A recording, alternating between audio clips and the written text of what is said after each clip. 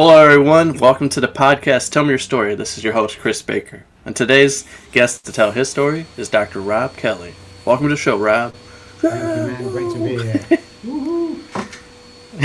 It's a privilege and honor to have you on, man. Let's just jump into this and talk about where did it all start for you? Where'd you grow up at? So I was born in Manchester, England, just in case some of you think I'm from Texas. And I was growing to a lower class, very poor family. My out from that family was music. I always wanted to be a musician. My auntie and uncle were musicians. They were playing clubs and pubs and bars for years and years and years. And that's what I wanted to do. So at the age of 9, I stepped on stage with them playing the bass guitar. And when I put that, I was a very shy kid. But when I put that guitar around my neck, it was the weirdest thing. It's like I could hide behind this guitar. And I have one of them brains that's I'm either all in or all out. So I'm all in with this bass guitar stuff and I'm loving it. And that's what it started for me with the music. And then obviously at the age of 9 is when I took my first drink.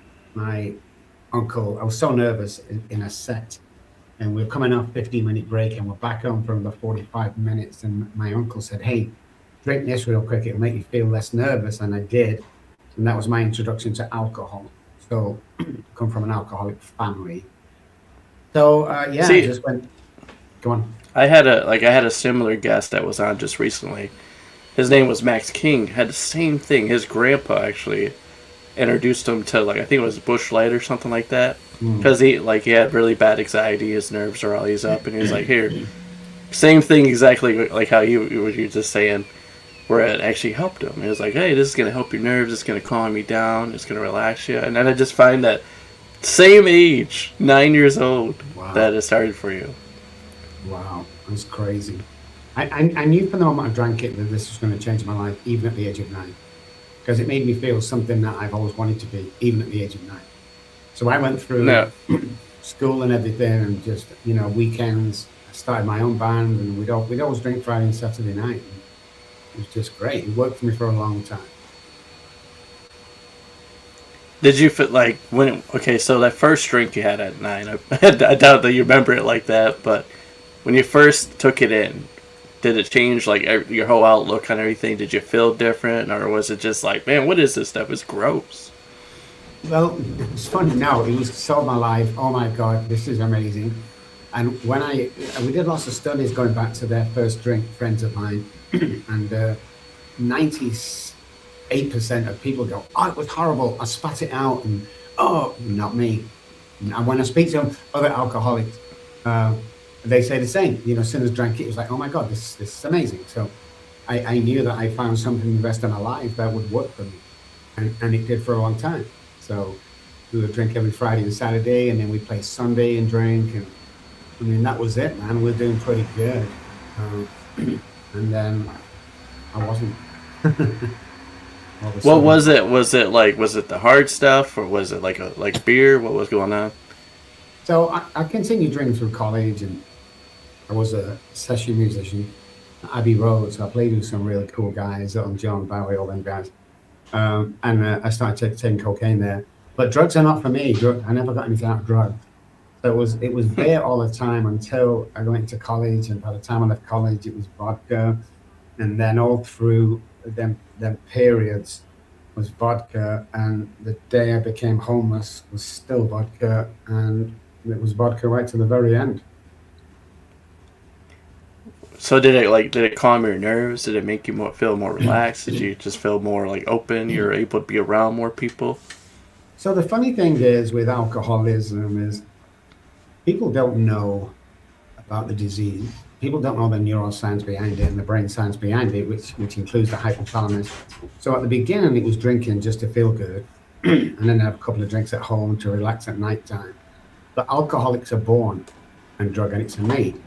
So eventually, it would take over my life again, because the survival part of the brain is called the hypothalamus. That would hijack my brain and tell me to drink. So at the end, I needed the alcohol. The choice was taken away whether I personally wanted to drink or not. It was taken away. So at the end, it was just survival. until I died twice on the streets, and it still didn't stop me. You know, I lost my Wow. children, it still didn't stop me. And when I came off the streets was kind of a spiritual awakening. But when I came off the streets, I was angry, man. I was angry at the medical fraternity, the doctors that told me just to stop drinking, and I knew it wasn't the alcohol. I just knew it wasn't, because everything else I touched turned to gold. So I made a pact that when I came off the streets, I'm going to spend the rest of my life studying the brain, which later become neuroscience, and find out exactly what's going on. Why can't people stop? Why are people depressed? Drugs, anxiety, food, and we studied the brain and we found all the answers, and that's what we're known for today. Huh. So, like, talk about like let's kind of dig into let's pull the layers back a little bit. So, you needed it all the time. Yeah. What did you have to give up during that time period? What was the downfalls of like being at shows? Like, give people an insight what was really going on in your world. Well, everything started to crumble. I mean, I got my first job out of college. It was a policeman. I got fired from there. Started another job. Got fired from there. Started my own company. Again, all in or all out. Made a success of it. And towards the end of that, a few years in, alcohol took over completely. So I'm drinking. When I'm awake, I'm drinking. So if that's awake at 2 a.m. in the morning, I never went to sleep. I passed out. I never woke up. I came around.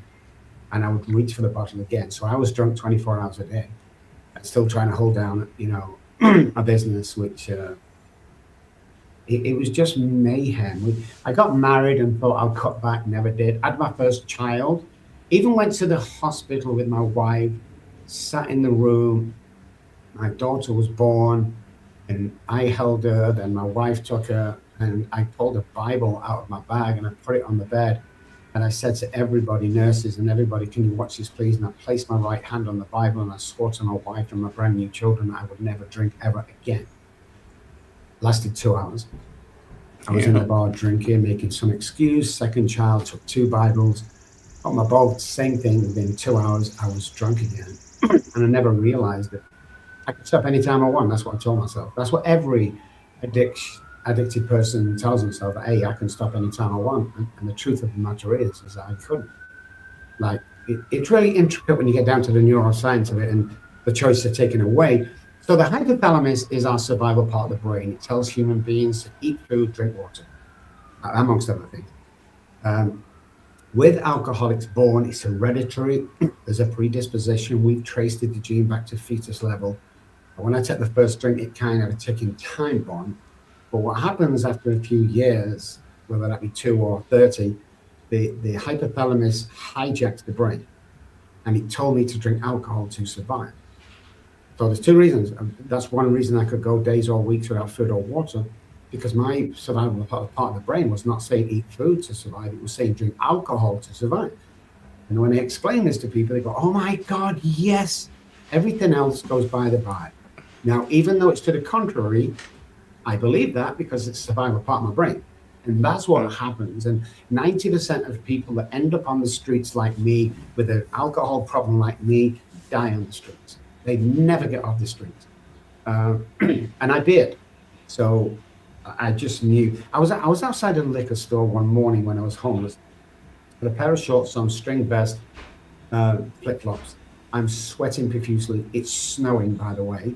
I'm sweating profusely. I can't even put a sentence together. I'm holding my 10 pound. It's 5 a.m. The guy's not supposed to sell alcohol till 10, but he knows me. He lets me in. And this is what happened. Okay. And I put the 10 pound on the counter. My head was banging and my shaking. And he put the bottle on the counter. And this is what happened, mister. Hey, buddy, headache went, sweats, everything went in milliseconds just because I was holding the bottle. The cap was still on. I was holding the bottle. And I remember in slow motion looking over to the shopkeeper and looking back at the bottle and going, holy shit, it's not the alcohol. And that was the big aha moment for me, is that I stayed on the streets for another year after that, but I swore to myself when I got off the streets that I'm going to take this to the extreme. like I do with everything in my life. I'm going to take it to the extreme and find out what the hell's going on, because an alcoholic is not somebody who just drinks more alcohol. You can't drink yourself into becoming an alcoholic, but you can take enough drugs to become a drug addict. So they have the addictive personality. 93% of people, and I'm over 11,000 patients right now, 93% of people that come to me, especially women with a crack cocaine problem, started in their doctor's office. So I knew that there was something going on, and that's what we do. We have lots of tools, lots of software we use. We guarantee people can recover. You can cure addiction, not alcoholism, obviously, but you can fully recover from alcoholism and get your life back. And, that's what we do, man. And, every morning I get up, it's like a brand new day for me. I hear people getting, oh God, I've got to go to work, get another job. Oh God, and my wife, so get another wife. We go, it's not that easy. It's that easy. Stop making excuses. Human beings stay in relationships, the guys that suffer from trauma, stay in relationships way too long. We stay in jobs way too long. It's like, you have one shot at this, guys. Why are you in a miserable place of your life that you think you're stuck out? Because you've not got the courage and the confidence to step out of that deal and start another deal that'll be successful. I look at it more too as like, it's really just, it comes down to your mindset too. It's all about mind. You can convince yourself into believing like this, like you were saying, like you were convinced that alcohol was what was going to help you out. You realize as soon as you touch that bottle that you're like, wait a minute, it's not alcohol. I don't really need this. Because I think the same thing too. With, like caffeine, for example, people, they say they need it bad. You get the withdrawal symptoms, same effect too. And people are like, I just can't do it. The headaches and all, the withdrawals. I'm just like, I can't do it. But once you finally kick that habit, get off of it and start drinking more like water and stuff, your body thanks you for it. I realized that a long time ago.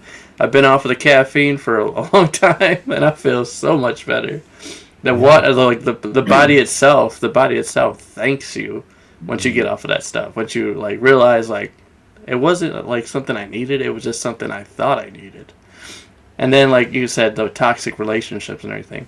Once we convince ourselves that we don't need this person anymore, get out of that relationship, stop allowing them to control our life, because, like you said, we only get one of these things. One of these things, man.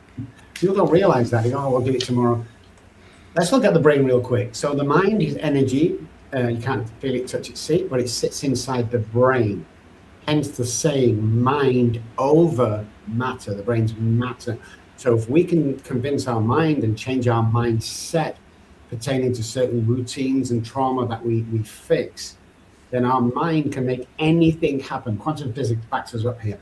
Can make anything happen. But if you don't think you can do something, you're right. And if you think you can, you're right. Either way, you can change patterns. You can, neuroplasticity. We can change neural pathways. Everyone thought it was hardwired, the brain. It's not hardwired. In actual fact, 300 neural pathways die-ish a day. What are you replacing them with? Are you replacing them with the same actions, the same relationship, the same childhood trauma that you've not dealt with? In that case, 300 new neural pathways are self-sabotaging. So you don't stand a chance of getting to the place you want to be. I was homeless, for God's sake. You think I ever dreamt of being here? You think I ever dreamt of earning millions of dollars? And it's insane. But I had that belief that I can do anything that I want to do. And all the patients I've worked with are exactly the same. I work with movie stars, I work with big musicians, directors. I work with all these guys that are stuck in a certain pattern because drugs and alcohol mostly, and depression, that you don't have to live like this anymore. You really don't. So when you first got off the streets, like how long did it take you to get recover? Well, I was on the streets. A guy named Derek found me on the streets in the back of nowhere. It was the weirdest thing. He took me back to his house, and he said, you can stay for as long as you like, but you've got to come to AA meetings. And I'm like, I hate AA meetings. I've never done anything for me. So I had to go, otherwise I couldn't stay in the house. That was the deal, because he was a recovering alcoholic. When I was at that meeting the second day, I met a guy called John. And I started with John, which we could never trace after I'd finished with him, by the way. Very, very strange.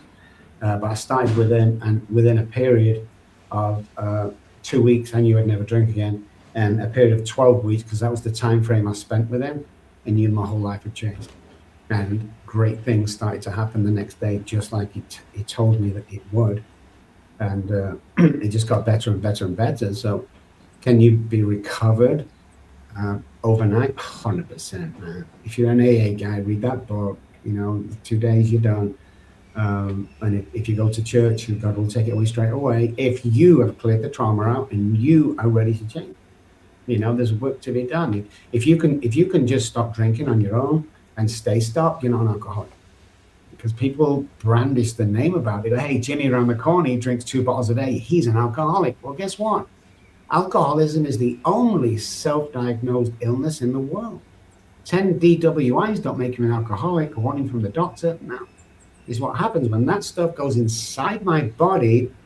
I behave differently to other people, where I can't stop. You always look at I don't know. I always call me crazy, but when I think of wine and spirits, I start to look at it from a deeper perspective. Like you said it yourself, when that stuff goes inside of you, you become a whole different person. Mm-hmm. And when you look at the spiritual aspect of things, you start to think wait a minute, is there a secret behind this that we don't really realize, that we're actually bringing in a spirit inside of us that's like you said, we're blacking out and we're turning into something else that we're not. There you go. Hate to tell you people, but it's the truth, believe it or not. Something else is coming inside you. You're doing stuff that you never actually would do, but that's because it's not you. Spirits, that's why it's called spirits, It's crazy. I went through all of that withdrawal, and I saw demons, I saw flying black angels, in the room. I went through all of that stuff, and you have to realize a couple of things. First of all, alcohol is poison. So if you can go out every night or once a week or whatever and have a couple of glasses of wine, amazing. Go for it, guys. If you're becoming dependent, it's killing you. It's killing. Every time you take a swallow of alcohol, it's killing something inside your body, because it's poison. It's like taking a spoonful of arsenic. It's going to do damage. Maybe not straight away. It's only a small amount. But you start drinking enough of that stuff, and over a period of time, it's going to kill you. That's it. Tell people all the time, parents, when they come, if your son doesn't stop drinking and taking drugs and he doesn't have to come here, he's going to die. And people were all pissed off with that in the beginning. You can't tell people that. Why not? Says who? I was dragged into the psychology board of Texas so many times, but I tell the truth. This is what I'm known for. I'm telling the truth. I'm going to curse at you. I'm going to shout at you, because I'm dealing with your disease that wants to kill you. I'm not dealing with you personally. We have a strict assessment before you come on board to make sure that we know that you're ready. We're not. Your mom and dad can come in with $1 million check, which has happened plenty of times, but we can't help you. All this stuff needs to fall in line for us to guarantee to your parents or loved one or husband that we're going to get you to the place that you first knew him before all this started. We're going to get him confident. We're going to get him out there, start his own business, get a new job, whatever it is. We're going to take him to that place once you find out your identity. Most people don't know their identity, especially women coming out of marriages, they break up, they've got no identity. It was all his. You work for a company for 25 years and overnight they lay you off. You've got no identity. It was all the company. It's all you talked about. Friends at work, company, you sat for a few drinks, company. It's all you've got. You have no identity. And the quickest way to make somebody insane is take away their identity and isolate them. It's COVID, first of all, it was called. Yeah, I'm not going to get into that.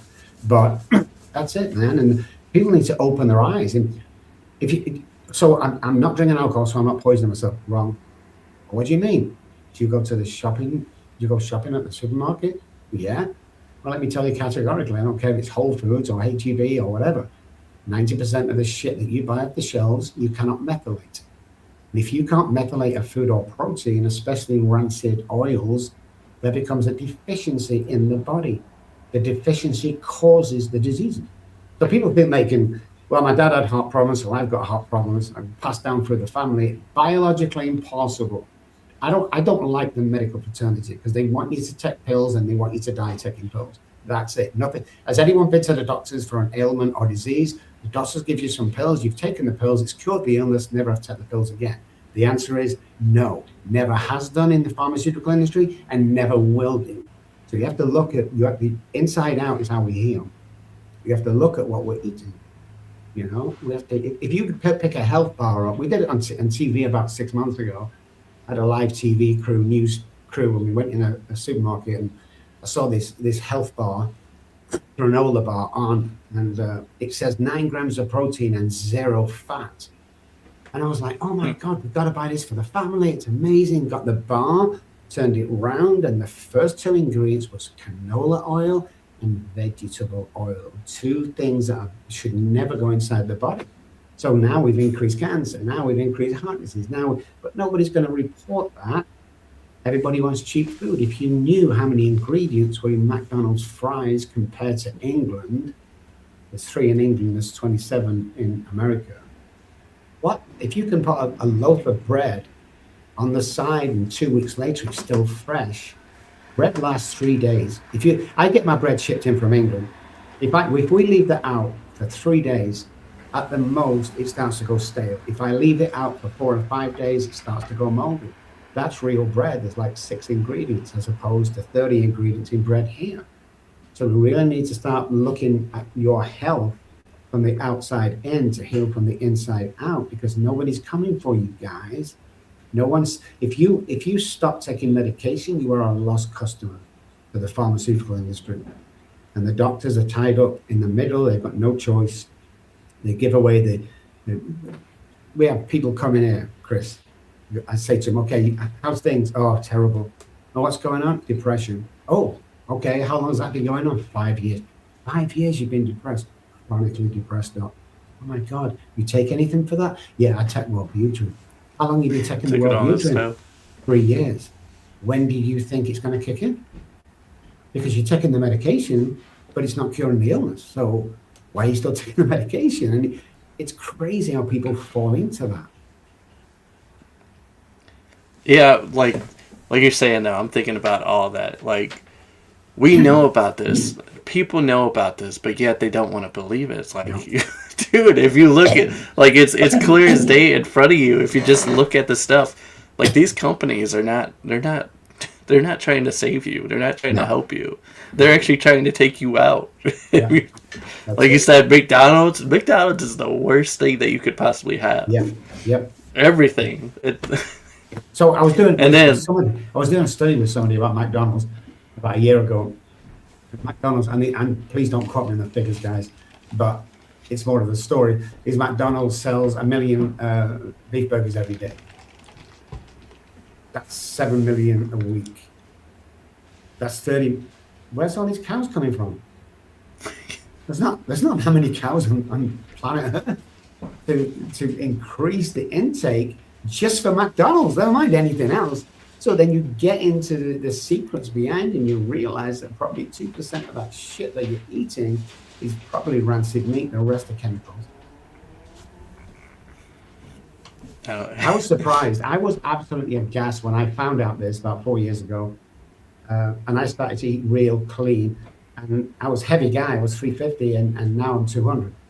So I've lost 150 pounds because I'm looking at what I eat. My mind's clearer. My actions are clearer. I'm 65 years old. I have muscles. I have physique. I don't act like 65. This is all because I'm eating clean and watching what I drink and exercising and lifting once a week. The stupid just lift something. All this stuff will change around, because there's 2 things that causes every illness: toxicity and deficiency. What's poisoning you and what are you deficient in? That's it. Every single illness is caused by them 2. Yeah, and then also on top of this, talk about McDonald's. Think about this. When you consume it, when you eat it, when you drink it, how do you feel afterwards? Do you feel fulfilled? You feel sluggish. You feel tired. You feel like, man, I'm ready to go take a nap. And then you get that lazy mode. You don't feel like doing nothing for the rest of the day. And then you gotta start thinking. You gotta start seeing a bigger picture. Like, your body is trying to tell you something. Like, the stuff you just consumed is not good for you. And like I say, you walk past a real healthy food store, there's nobody in there. 1 or 2 might go in. You walk past McDonald's, there's a line outside the driving lane to get food, and it's just like it's making you sick. It's killing you. And Most things are out there if you look at it. But the thing is, nice thing is every single supermarket or store has an alternative. Just look for the brand you don't know, like the Kellogg's, for instance, killed more people than anybody else. It was Mr. So Dr. Kellogg, his brother, who invented. Dr. Kellogg decided that breakfast was the most important meal of the day. Now they're coming. I mean, you can't pick a Kellogg's, whatever it is, that doesn't do you harm. You can't do it. People come in here, I can't control my son. I'm sick of my son. I don't know what to do with my son. He's got in trouble at school. He can't sleep still. Okay, let's start. What for breakfast? Well, he has 3 Pop-Tarts, and let me stop you there. So you're giving him 17 spoonfuls of sugar and then cornflakes on top of that. And then you're sending him to school and expecting him to sit there? Come on. It doesn't work like that, you know? Kids need nourishment. They need the right vitamins. They need to know what they can't methylate and just trace family back for that. You need to stay away from that. And your life will change literally overnight. And oxygen, another big thing with recovery, man. We only get 45% of our lung capacity. It's all we use. We need 100% to heal all the cells, get them ignited every day, especially the brain. We move on, you know. So I do 20. I tell all my guys in me, I do 20 exaggerated breaths every morning because the subconscious brain wakes me up every morning because of the lack of oxygen during the sleep and everything's that we've had. When I get up, I do the 20 exaggerated breaths in and out, sparks the conscious brain off, and I'm going to have a great day. Anybody that's watching, listening right now, we're not trying to scare you or anything. We're not trying to freak you out. Yeah. We're giving you insight. This is truthful insight, not conspiracy stuff. This is real stuff. This is stuff that you need to pay attention to. The world around you, yeah. You know, I'm just telling the truth as it is now. Do I still eat McDonald's once a month? Maybe, yeah, sure. Saying don't, and I'm not saying everybody rush out and freak out and go to Whole Foods stores and buy a week's of groceries for like $5,000, and pick one day where you just watch what you eat. It will make a difference, man. But it's just crazy how people, like you said, people know it but are not willing to act because at the moment in America, there's not a lot of money around. Families are suffering. There's cheap places to go. They're cheap. You've got no choice. God bless you. I did the same for years and years and years. And if I was struggling for money, I'd do the same now. I'd be in McDonald's every single day because I can't afford to go to a restaurant or buy real nice stuff. But like I say, just try one day a week where, you know, you just eat clean salad or something, and even clean dark chocolate. I mean, it's all out there, and just see how you feel, because if you did that on a Monday, Tuesday morning would be great. Yeah, you start to feel different. You're like, wait a minute, this is a little. I don't feel like I usually do when I eat this kind of stuff. Like, yeah, that's your body is telling you something. Listen to this thing, this body, this car, this automobile, whatever you want to call it, because you only get one of them, and you have to take care of it. Because if you don't, you're gonna see the side effects. And some of you listening right now are probably already experiencing that. But it doesn't mean that you're running out of time. This is actually your wake-up call to say, hey, you can change now. Yeah, you can fix that problem. Because we are running out of time, guys. You know, it's like a ticking time clock. It's like one of them, you know, things you turn with the sun coming in. I can't think of it now, but that's life. And when we started this podcast, you're never going to get that time back again. And people think they have time. I hear mums all the time, you know, chatting away. And, God, 1 minute I'm sending them to kindergarten, the next minute I'm sending them to college. It's like, where did them years go, guys? Well, I just, you know, just get stuck. Where did them years go? Have you ever gone outside and stood on the grass bare feet? And it's a branding. Have you ever sat in a room on your own with nobody around, no noise, nothing, and just gone over your life for that day? We don't do that. We're too busy. We're too, you know, I'm too busy. It's like, stop being the busy shit already. Stop it. It's not true. We make excuse up and we lie to ourselves. And instead of doing something, you know, like one guy wanted to be a musician. I'm like, what, pass your guitar every single day, pick it up for 1 minute or 30 seconds. You know, we have to teach the brain patterns. Everything is in pattern. Most people's patterns from the past are self-sabotage. But you don't know that because it's subconscious brain work. You only know it when somebody tells you or teaches you or shows you that there's a better way to live. And you can't get in, look, on the projects, homeless, died on the street. They brought him back to life on 2 occasions. I hated them guys for that, by the way, to where I am now. I mean, what's so special about me? Nothing. And so I can do it, you can do it. And I love crossroads. When I was on the streets, I had a crossroads. I could die or I could fight. So I fought. Every single day you get choices every single day. Is this enough? The husband left you, and you sat in a one-bedroom apartment with 2 kids. It's 2026. Start a business. Do anything. Move forward. You'd be surprised how powerful you really are. Your power doesn't come from the husband or the job or the wife. It comes from what's inside you. And then 300 neural pathways, if we put clean ones in and belief and start that course or apply for that job and start thinking that you're a lot better than you used to be, and start focusing on what you want, and it will come. Now, will it be overnight? Probably not. But will it happen? 100% if you start to believe it will happen. If you want that job or want to start that business, start acting like a business owner. This is what I used to do, is to come out the house, got into a 50-year-old car or something that was rackety, but I treated it like a Rolls Royce. I walked with my head up high. I talked with confidence. I talked low. I paused. I waited for people to start. And all of a sudden, you start finding this power that you've never seen before, because everybody's supposed to be this way, guys. And you become an alpha male or an alpha female instead of a beta. Some people are good at beta. No, most people that want to do something in their lives, you've got to take charge. You are the leader. That you look at other people, go, oh, he's a great leader. You're that leader. Why don't you think you can lead like them? Who's said something to you that's destroyed this myth that you can't be here? You can only be here. And it's what parents, caregivers, teachers, nobody's fault. But we're in that I was in that working class mentality that we don't get anything. We work and paycheck to paycheck. We can't afford this and can't afford that, and we can have vacations every 2 years to the local beach. It's like, why? If you want to change it, change it. I mean, there's work to be done, but it's definitely not impossible. Now, what would you say for the people that are watching or listening right now that are in that mindset where they're just defeated all around, and they feel like everything that you're saying, everything I'm saying is just like, yeah, I don't believe that. I don't see I could turn stuff around. How do you get them out of that funk? What do you say to them? Let's start routines. Get up tomorrow morning, make your bed. After you've made your bed, I'll give you 3 things to do before we go later on. 3 things to do every morning. That'll change your life. Write 5 things down tonight or early tomorrow morning when you wake up that you're going to complete that day. It could be breakfast, lunch, dinner, walk, dog. I don't care what it is, but you have to do them 5 things every single day. And look who you're surrounded by. Show me your friends, I'll show you your future. It's very, very important, because the mirroring part of the brain picks up what you're going to be. If you hang around 9 depressed people, you will become the 10th.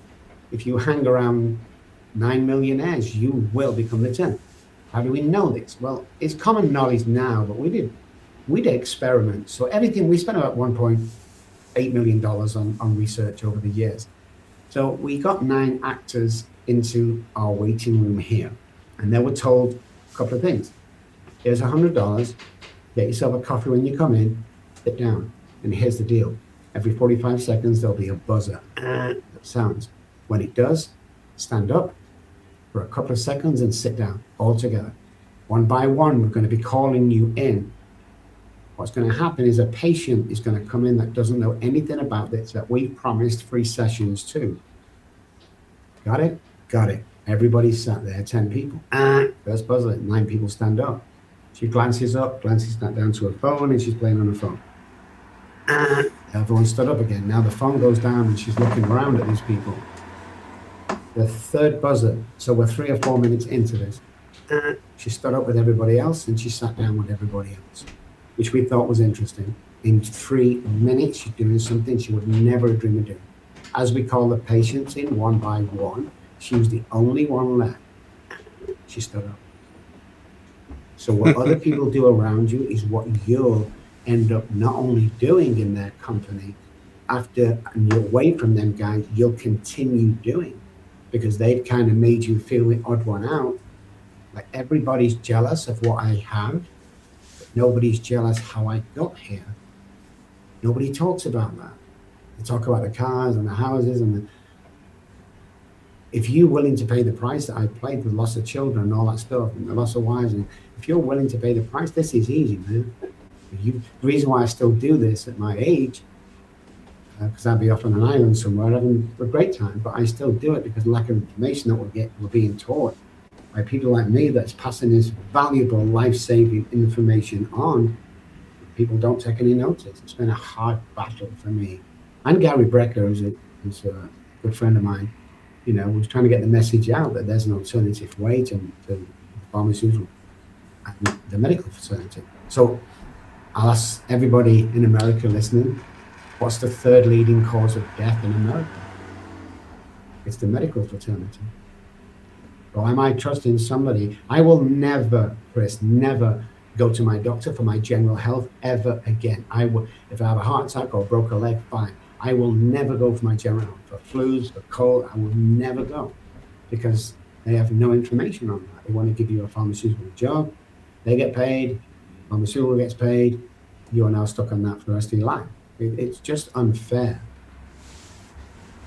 And I mean, that's how I've always looked at it. I'm glad that I'm not the only one that's, saw it like that for a long time. Especially working for the hospitals and stuff, seeing it firsthand. Just like, pretty much you're the guinea pig.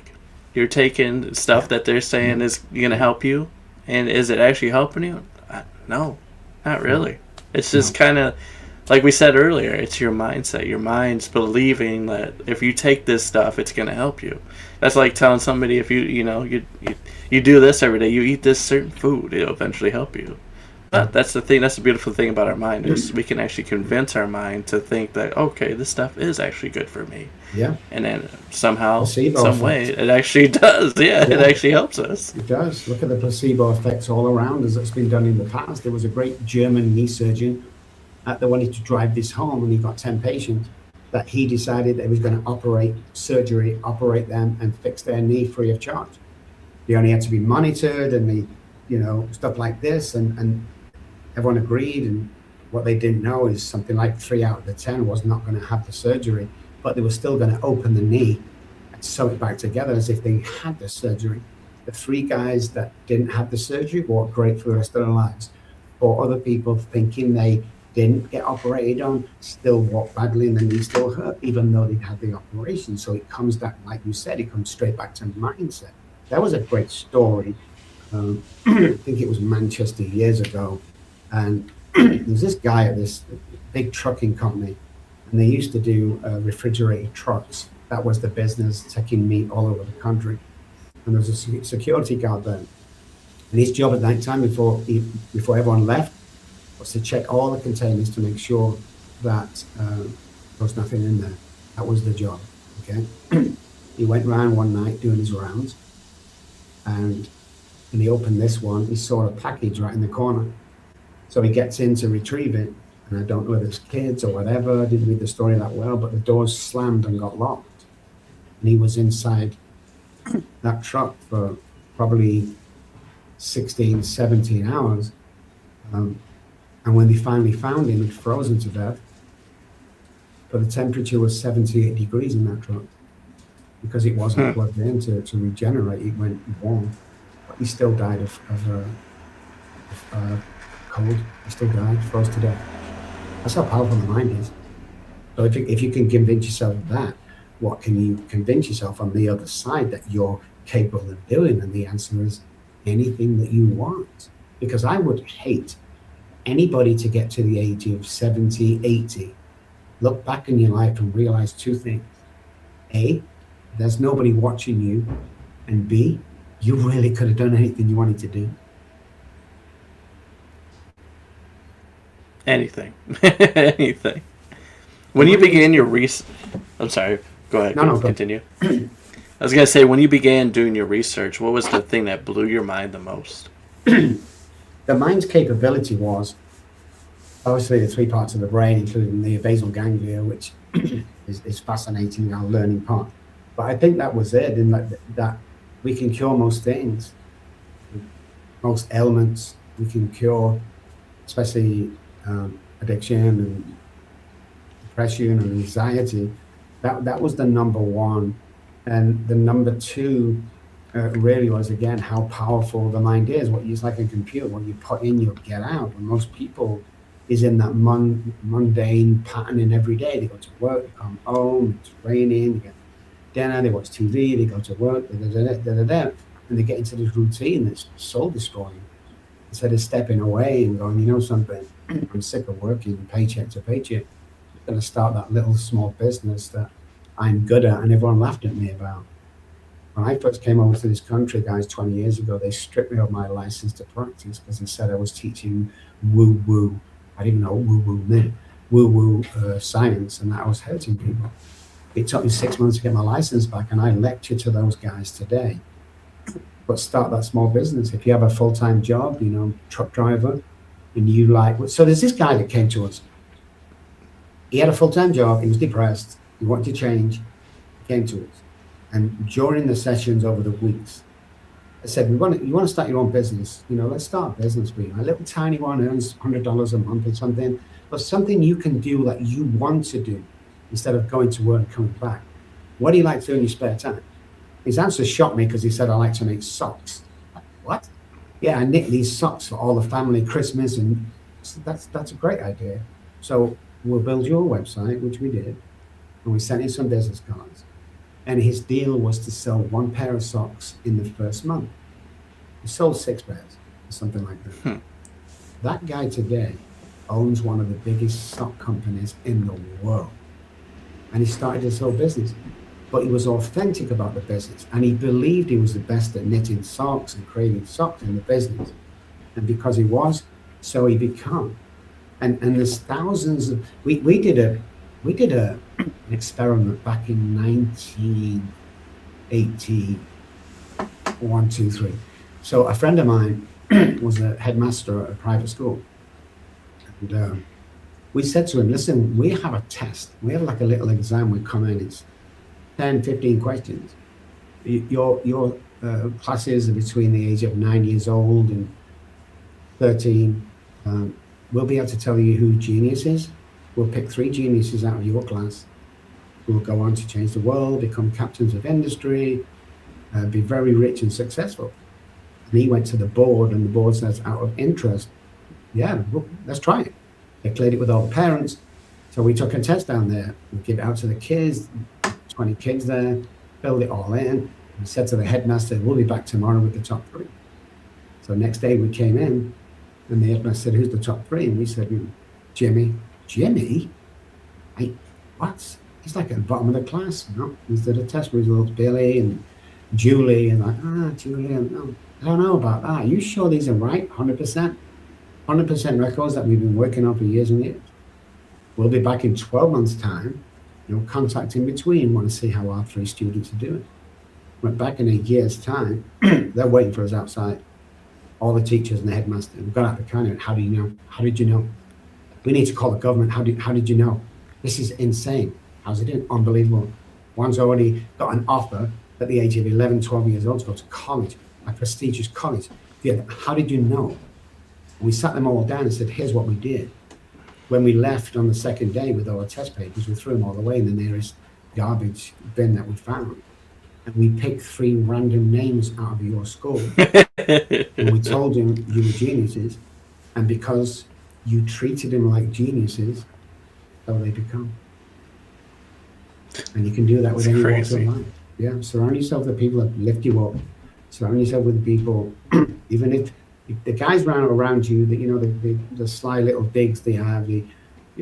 I've just lost 150 pounds, and a couple of months ago we had a gathering somewhere, and one of the guys said, "Hey, Rob, I see you putting weight back on." No, I'm just joking. I'm joking. He's gone. I don't have time for that negativity in my life because negativity is like a cancer. It will spread so quick.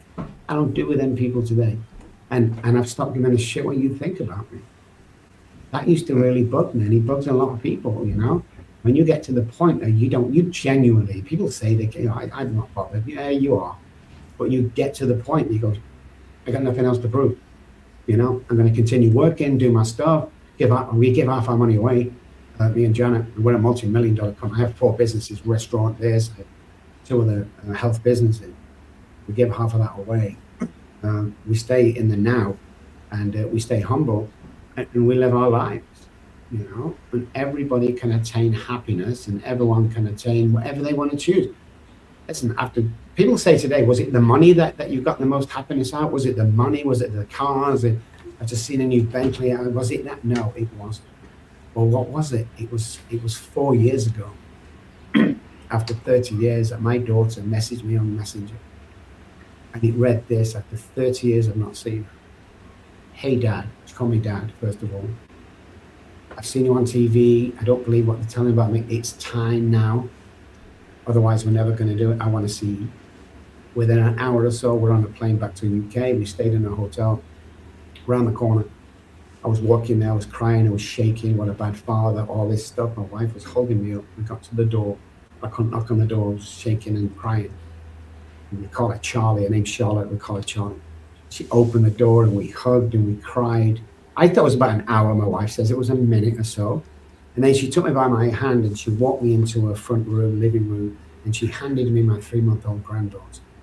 That right there is why I do all of this. That girl is now my lead therapist in my Manchester, UK office. That's why. See, if you're chasing the money in any business, you're going to fail.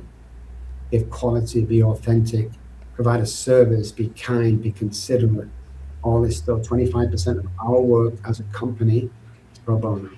Every person in Spain, Switzerland, Manchester, London, wherever it is that we have offices, every person must carry at least one pro bono. Otherwise, you don't work for them. If you don't see the value in working for somebody and giving back, then you can't work for me, because life is about giving back. Life is about spending time with people. I bless somebody monetarily every time I leave the house, I could be driving past the gas station. I see a woman there with 4 kids in the back and she's squeezing out $20 worth of gas. What? Why would I not pull in, fill the gas up, give her $100, give her a hug and leave for work? Why would I not do that? And the more I started to do that, the more success and money comes in. It was crazy, but you need to step out of this whole lifestyle. If you want to, if you're happy with your life, then, it's awesome. But most people that come to us are kind of done. I'm like, oh my God, I just can't go on anymore. And that's a good time to change. Yeah, I totally agree with you. A lot of people are living with that block over top of them where they feel like they just can't control their life. It's fear. That's all it is. Fear and change. No human being likes change, and they fear the future. Well, 93% of things that we fear then comes true. So that was a waste of emotion. And when we start to do stuff and it works out, well, what if it doesn't work out? People, what if it does? Who gives a shit? Listen, again, nobody will comment negatively, either online or in person, that's doing as good as you or better. So the people that are not doing as good as you that will ever negatively comment online, because they're sad. Unfortunately, they can't do it, so they want to jab at you. And you've just got to surround yourself with the people that do. Can't emphasize enough how powerful the mind is and how powerful the brain is. You can't emphasize enough of what you can actually do with your life, whether it's get your kids back or start a new business or volunteer somewhere or earn money. $1 million a year isn't hard to earn. And staying sane while you do it is another thing. And people think I'm joking when I say that, but I'm being serious. There's no limits, But we got 1,000 fleas from the pet store. And then we stuck them in a I'm thinking to myself too as you're saying this. People are constantly thinking that, okay, if I had $1 million in my life would be different. Okay. Why not live by that mindset? Why not live like you already have that on you? You already have $1 million. Yeah. Why not start trying to go after the things that you would do with that money? What would you do with $1 million? I know, right? Now, why not you do that by yourself now? Because eventually, like you said, what you put into the world comes back to you. You said you were paying the $20 for that lady at the gas station, helping her out, and then you receive it back, right? This is true, people. Always comes back. It's true. Yeah, always comes back. I remember that the little things like a guy turned up on our doorstep. First of all, I was like, "How did you know where I live? It's a secret where I live." He's crying. He said, "Well, a good friend of yours, he passed away. He told me if I ever needed you, and what's going on? I need $10,000. You know, I'm going to lose my kids, and I'm going to court, try and get him." And blah, blah. So we chatted to him for a bit and realized he was genuine.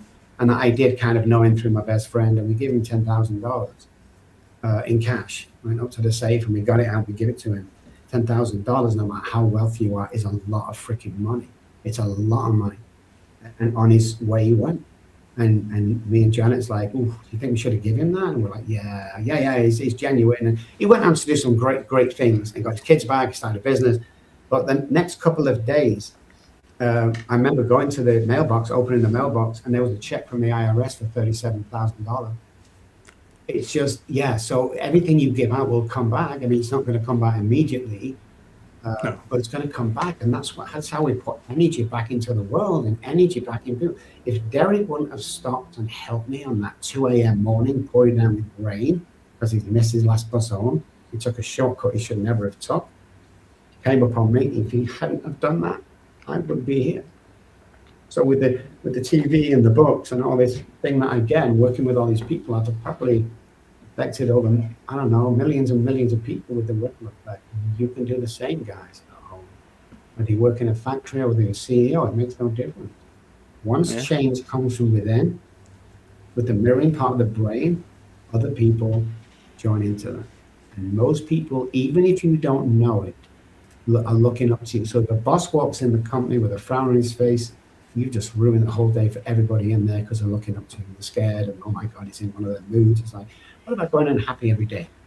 We have cameras all around the facilities. We have a camera on our reception and front door. Between the hours of 8 and 9 is when my staff get in. No patients till after 9. There is music blaring from 7 a.m. in the morning.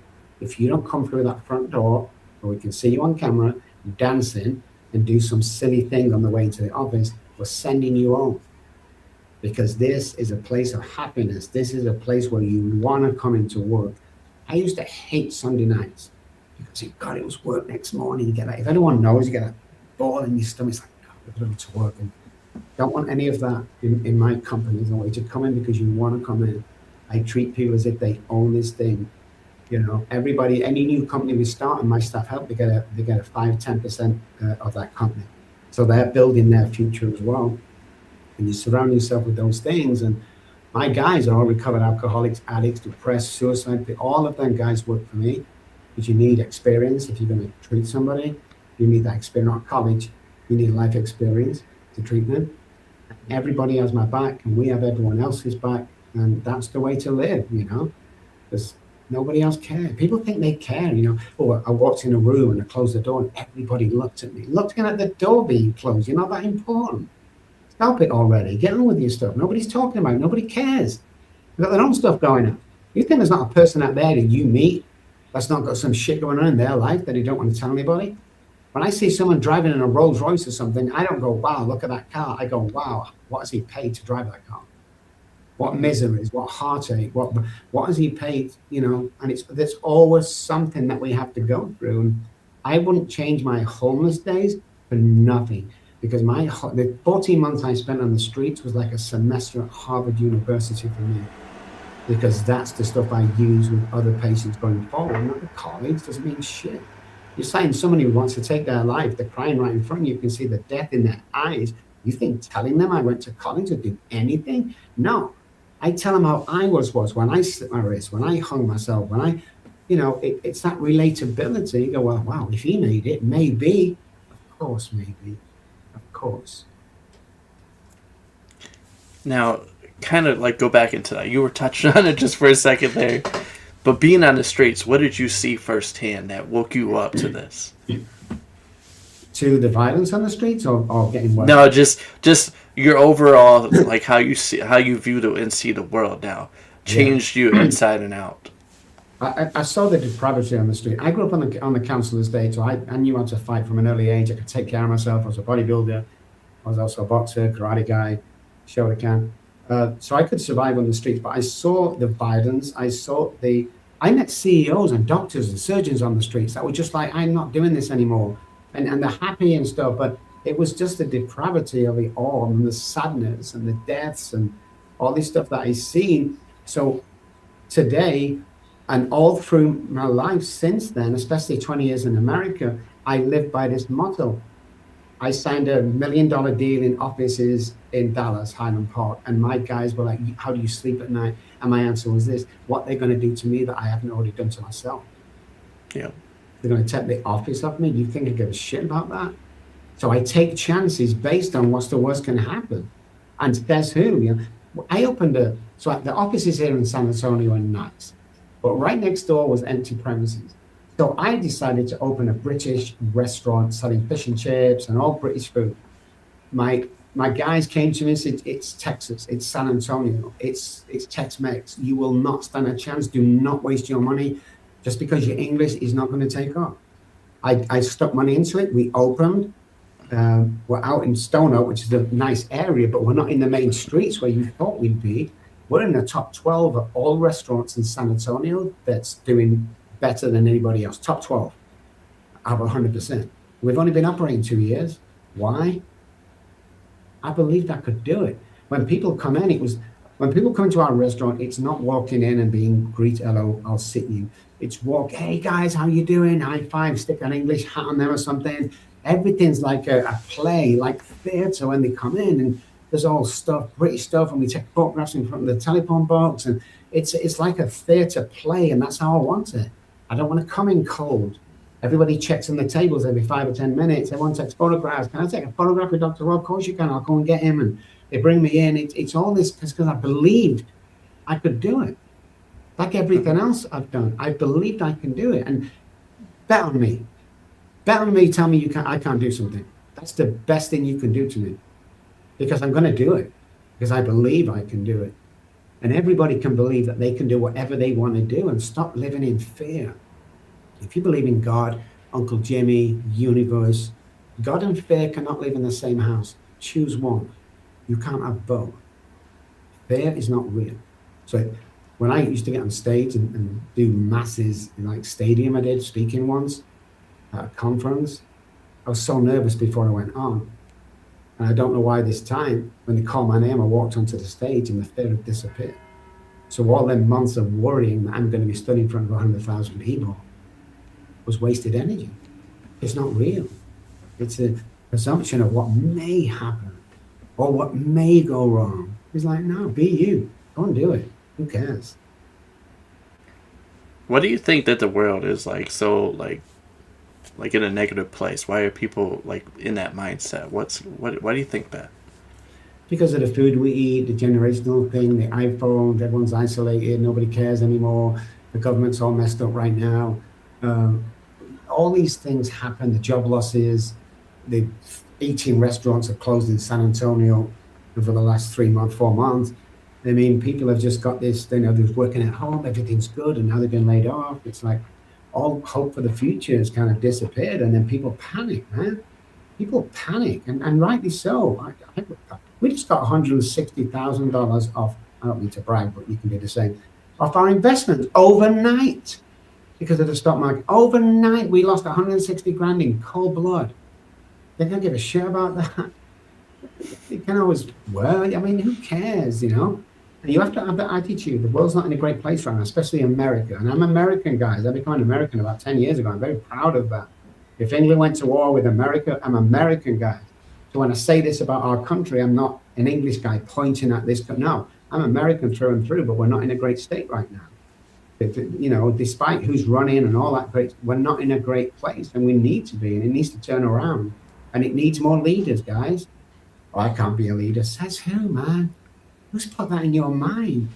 Well, I go to church, and why don't be a leader at church? Well, but stop making excuses, man. Give me one reason why you can't. Well, no, that's an excuse. Give me a reason why you can't. There's no reason. We get the choice here. We get the power of choice to choose what we want to do and what we want to be. If we want more money for our kids to do better than we've done, the opportunities are there. You can't see them right now because you're stuck in fear or addiction or anxiety or depression. But once you treat that and get rid of them puffs on the side, you'll see every opportunity that's there for you. And it's always been there for you. just that you're not seeing it because you're in fear and you're scared and you're worried. Like, what's the worst going to happen? The answer is nothing. It doesn't matter what happens, we cope.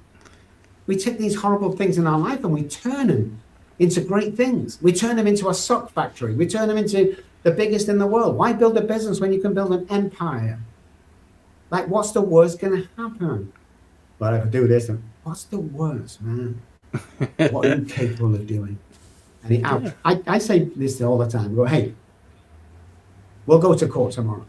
Okay? We'll sit in front of the judge. You bring all the reasons why you can't do this, and I'll bring all the reasons why you can. I'll bring all my evidence, man. And do you know what's going to happen? You're going to turn up with a piece of paper, and I got 25 boxes of papers behind you. And when we get into court, the judge is going to not only throw you out of court, but he might do you for contempt because you're wasting the court's time. I've got more evidence that you can be successful. And until you start to believe that, you'll stay here until we brainwash you of that. So you can better your life for your kids, for your wife, for your family. Unbelievable, man. It's just if one person listens to this and goes, you know something, I'm going to try that. I'm going to get a little website. Hey, $10 off GoDaddy, business cards, $5.99 for 100. And I'm going to start I'm going to start this tomorrow, and I'm going to start my little business and be proud of it. You call me back in a year's time. Tell me how much money you're taking and how many people you've helped and how many people you've changed and the joy and the happiness that you have brought in. Because when you relax, when the money starts coming in, so there's not that burden, never make you happy, by the way. I thought he did. Never make you happy. More money, more problems, like Jay-Z said. Is that when you start living life and giving back and providing opportunities for people, your life will change so much you will not even recognize yourself in the mirror. I know it's hard to take all in, everybody that's watching, listening right now, but we're preaching to you pretty much. We're letting you know, like, this stuff is real, man. You're the only thing that's holding you back right now is yourself. Correct. Yeah. And it's hard, guys. I know it's hard. It's hard to believe that you can change, you know, because the patterning from our family. I was meant to grow up on the council's days, maybe have a couple of kids, go to the pub every Friday and Saturday, and that was my life, you know. And thank God for my alcoholism, I didn't head down that route, you know. I learned a lot on the streets as myself, you know. But again, you look back in your worst things and go, what's going to happen? You know, even if no one agrees with you, follow your heart. But the gut feeling is real, guys. Everyone thinks it's a myth. The gut feeling, somatic experience, goes back to the tribal days, where one of the tribesmen, if not all, would get a gut feeling something's wrong. So they would get ready to fight or they would flee. So trust your gut, you know. Don't stop being scared of shit that never happens, man. You know, drop the fear, work on the fear, call us, we'll get rid of the freaking fear for you. And we work with podcasters, we work with road sweepers, you know, we work with millionaires, we work all sorts, with all kinds of sliding scales, because I believe in God because he saved me from the streets. Amen. And I know when I get to heaven, I know one question he's not going to ask me, and one question that he is going to ask me. He's not going to ask me how much was that car you were driving, or how much was that house you used to live in. He's going to ask me, how many people did you bring, Rob? How many people did you save with my blessings on that? And I want a big number. I want a real big number. Yeah, that hits home, man. Right now, like, whoever's watching, listening, I want you to think like this. You think this is all, you know, craziness, crazy talk. You don't really believe what we're saying. Try this. Go outside, take a walk, and then look around you. Look all around you. Really take it all in. Breathe it in. Inhale it. You know, look at the phone poles. Look at the buildings. Look at the cars. Heck, even look at the new e-bikes that they got going around right now. You see all that? That started from up here, in the mind. People tell these people, you're crazy. There's no way this will ever work. But you see all around you, it's working, right? That device that you're currently using to listen to this, at one point that was crazy. You're a nut. You're a nut job. But here we are years later. What are people doing? They're listening to it. That device that, everybody thought was never going to make it, guess what? Everybody's got it now.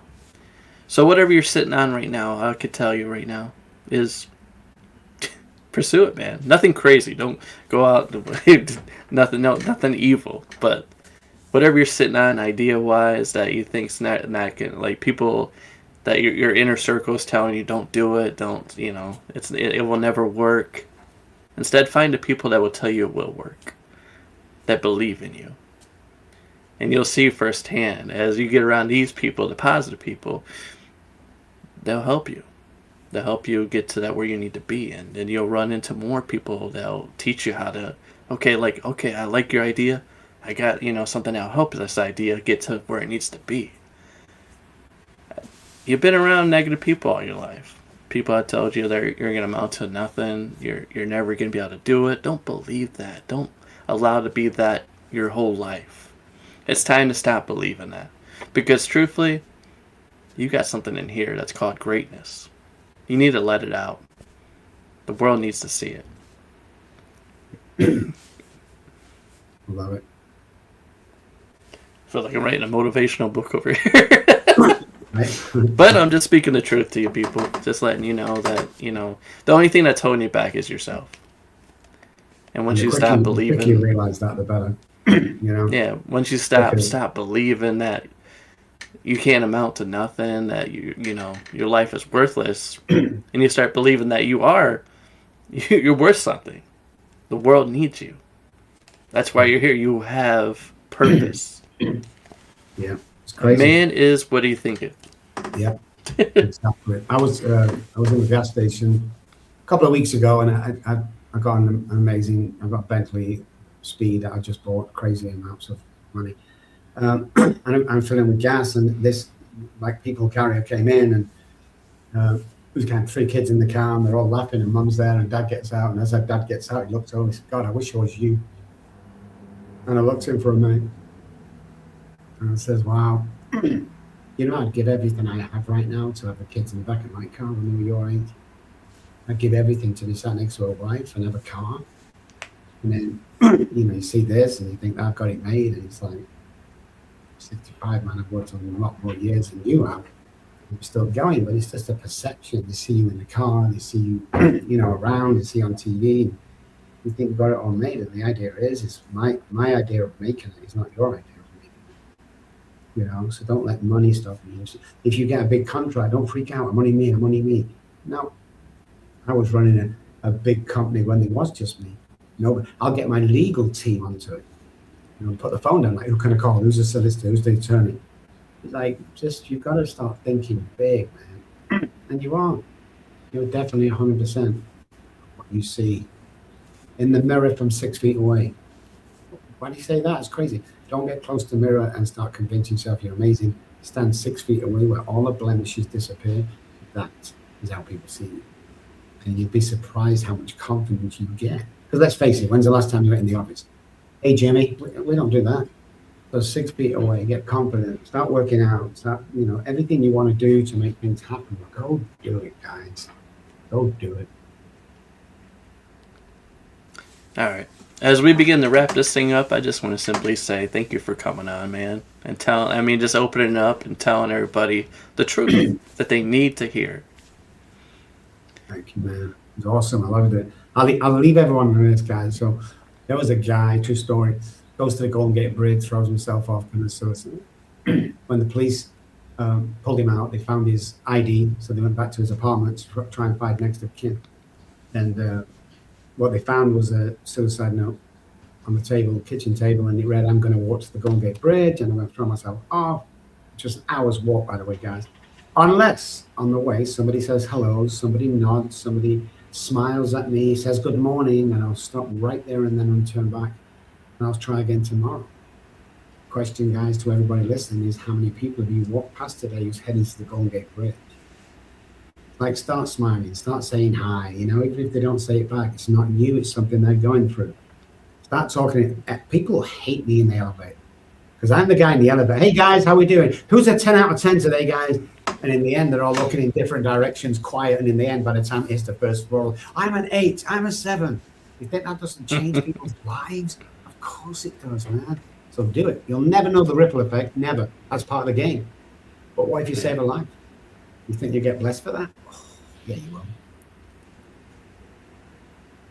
Well said. Well said. I mean, honestly, who's watching, listen right now, do that. That's your challenge for today. Yeah, it's the homework. Don't walk by nobody without saying hi. Just say, to whoever it is, just say, hey, how you doing today? It will go so far. It will change your whole day. You could be in a funk too. Just simply say hi to somebody.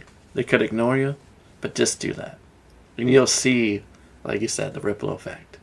It will make a big difference in your day. Just try that. Actually, try that for an entire week. And just see how it does for you. See how you feel at the end of the week. Put the phone down. Quit using it as a distraction. Put that in your pocket. It's okay. Everybody's in the same boat. We all, we're allowing these devices to be our distraction, so we don't have to make that eye contact anymore. Let's put the phone away and make eye contact with people and say hi. How you doing? And don't be looking at your phone when you're having a conversation. People hate that. I hate to tell you that, but it's the truth. Especially if you're in a setting where you got a group of people around you. Get off the phone. Yeah. I love it. Interact with the people around you. Especially family members. I mean, if you're seeing family for the first time in a while, put your devices away, man. Enjoy that time because, like we said, you only get one of these lives. Enjoy every second of it because you don't know when it's your last day. I hate to tell you that. Tomorrow's never promised. Make the most of every single day. Life is short, man. Enjoy every day. All right. What is your next project that you're working on? What should your followers, everybody know that you're working on? What's next? So I've just finished with I have 4 companies. So Breathbox is a software. You use headphones, and it reprograms brains. It's a software that reprograms. We do it all online. So if you're at home, you need an iPhone, a pair of headphones. So we just finished that, and we're looking at early research into Alzheimer's that we've been working on. So watch for that, and then I'm heading back to TV again, guys. So watch out for that. There should be a program coming out 2027, I think. Yeah, watch for my face. You never know. Come and say hi, and all the the Facebook and everything, all the socials were on there. Come and say hi if we can do something for you. We're all there, guys. All right. Let's wrap this thing up with 3 random questions. The first question is, what is your favorite color? Favorite color is red. My logo's red. My business is red. All my stuff around me is red. So yeah. Okay. Beautiful color. Question number 2. If you could restart this life all over again, what would you do differently? Nothing. I know it sounds cliche, but it's when you get to my stage of life, as in later years, you realize that every single thing you went through, you had to go through to help it. So I wouldn't change a thing. All right. For the final question, I pass the mic over to you, and I allow you to ask me a question. Go ahead. Where do you see yourself in 2 years' time? Where do I see myself in 2 years' time? I don't know, because I kind of live for every day. I live for the moment. I live for the present. Beautiful. So where I could be in 2 years, that's up to God. That's where God leads me to, Yeah. It's up to Him. But as of right now, I'm kind of I'm living in the moment. I'm living for today, because today is another day, another blessing. I like it. And that's all we have for today. So I'd like to say, everybody that's watching, listening, thank you. Thank you for Dr. Robb Kelly for coming on once again. I appreciate it, man. Your insight on just life itself. It's beautiful, man. Thank you. I appreciate it. Of course. Thanks, Chris. Until next time, everybody, thank you for watching. Thank you for listening. This is the Tell Me Your Story podcast. Stories, real lives, real people. Till next time, peace out.